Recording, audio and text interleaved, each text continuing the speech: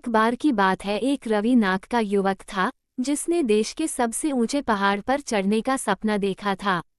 उन्होंने अपने बुजुर्गों से पहाड़ के बारे में कहानियां सुना करता था, जो कहते थे कि पहाड़ों पर चढ़ाई करना बहुत ही खतरनाक और कठिन काम है। लेकिन रवि ने पहाड़ की शीर्ष पर पहुंचने की ठान ली थी। उसने एक सुबह जल्दी अपनी यात्रा शुरू की और वह कई दिनों तक चलता रहा। रास्ता कठिन और जोखिम भरा था और रवि को अक्सर चट्टानों और पत्थरों पर चढ़ना पड़ता था। लेकिन उन्होंने कभी हार नहीं मानी। एक दिन रवि पहाड़ की सबसे ऊंची चोटी पर पहुंच गया। वह थका हुआ और कमजोर महसूस कर रहा था, लेकिन वह खुशी से भी भरा हुआ था।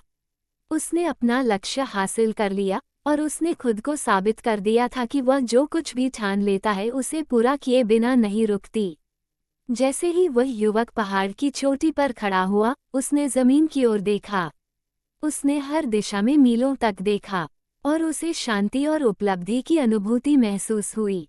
वह जानता था कि वह इस पल को कभी नहीं भूलेगा।